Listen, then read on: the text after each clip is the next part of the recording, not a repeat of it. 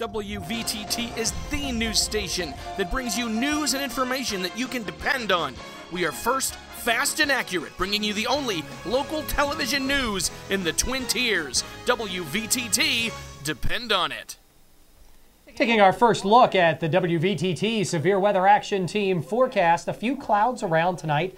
Low temperature dipping down into the into the upper 20s. Not as low as it was last night, which was the low 20s. In fact, driving in this morning, I saw 18 on the car thermometer. I know it's been pretty chilly in the evenings, but looks like our temperatures are going to be pretty much right around the same, low 40s. Yeah, exactly. We'll have complete weather details for you straight ahead here on WVTT. Now, WVTT Global News Update. Fishermen from Gaza say that they face a big problem and it's making it hard for them to make the big catch. Even a recent ceasefire deal between Hamas and Israel isn't helping. CNN's Fred Pleitchen has the story. When the crew aboard the Dahul trawler haul in their net, they're usually disappointed. Today is no exception. A few decent fish, but not enough to make a living. Captain Haidar Abu Uda, who owns the boat, says he's on the verge of giving up. I'm about to sell my boat and get out of fishing because I have a lot of debt, he says. Sometimes I get hopeful that it might get better, but then the boat breaks down and I have to borrow money to fix it.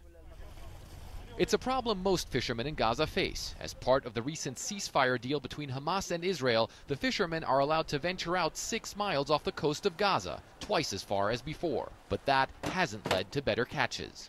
These guys have just hauled in the first catch of the day, but one of the things you can see very, very clearly out here is if you look over there, we're not that far away from the coast. That's Gaza City, only a mile, maybe a mile and a half away.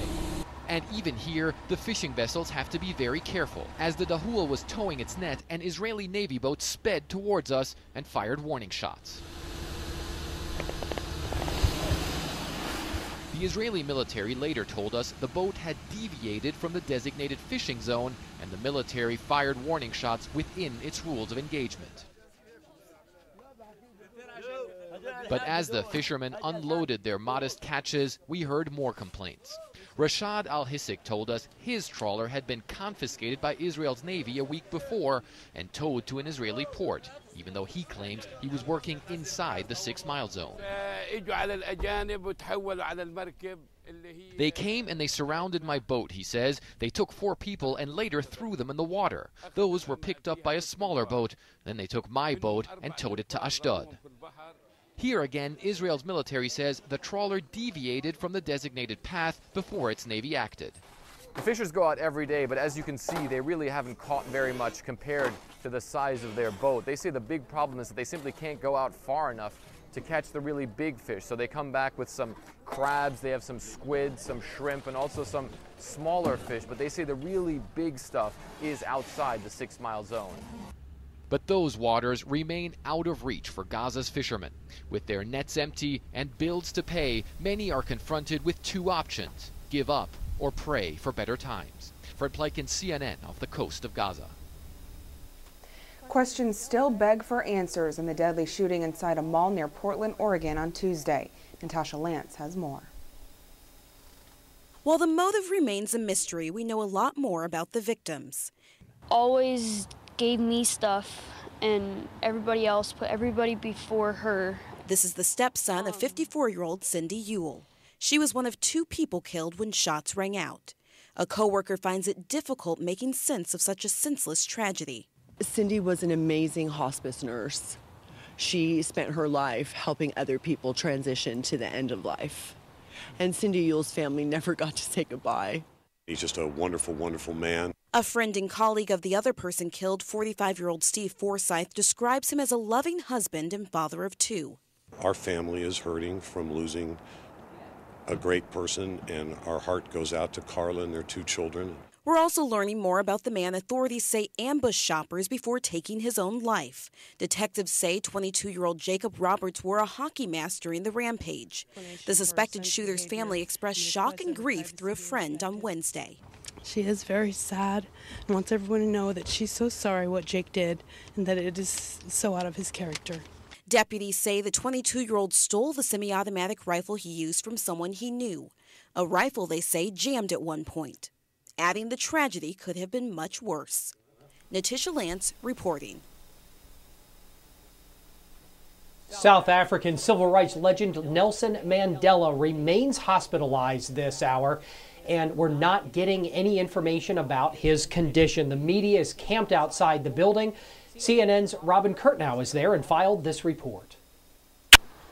Behind one of these windows, lying on a hospital bed, Nelson Mandela is sick with what doctors say is a lung infection. Outside, soldiers guard this military hospital, searching cars, prohibiting unauthorized entry. Mandela's illness has triggered a lockdown. Only the barest of information is being released. After he was admitted on Saturday, the government only giving the first details about his condition on Tuesday. Nobody seems willing to say anything. Can you say anything about Madiba and his health? Unfortunately, I don't know anything. We don't know how he's doing. Not at all. Not at all. We don't know anything. You don't know anything? Mandela's been frail for some years now. This picture was taken by CNN at his 94th birthday in July this year. South Africans are sad, but realistic about his failing health. It's a really sad situation, especially considering his old age. And I'm sure it's a tough time for his family as well. But our thoughts and prayers do go out to them, and we hope they can find strength in this time of need. He's such a special person. His humanity,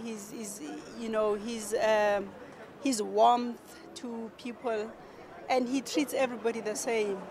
Black and white, we are all the same to him. Well, I was very young when he got out of prison. So one of the stories that my dad used to tell me was that Mandela is going to make your future look bright. That's the best story that I think I'm going to tell my son that when he grows up as well.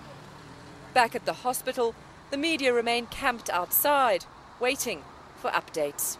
So even though the South African government has been trying to reassure the South African public by saying that Mandela is making progress, that his doctors are satisfied that he's responding to treatment, many here are still concerned, still anxious, as Mandela spends a fifth night in this hospital.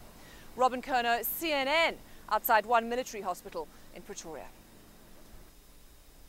A down day on Wall Street. Let's take a look at WVTT's Wall Street Wrap-Up. It's brought to you by News Radio 96.7 WVTT. Stocks slide as fears of us going over the fiscal cliff continue to mount. There's more pessimism on Wall Street. The Dow Jones Industrial Average down 75 points to close at 13,170. Also down, the NASDAQ down 22 points, closing at 2,992.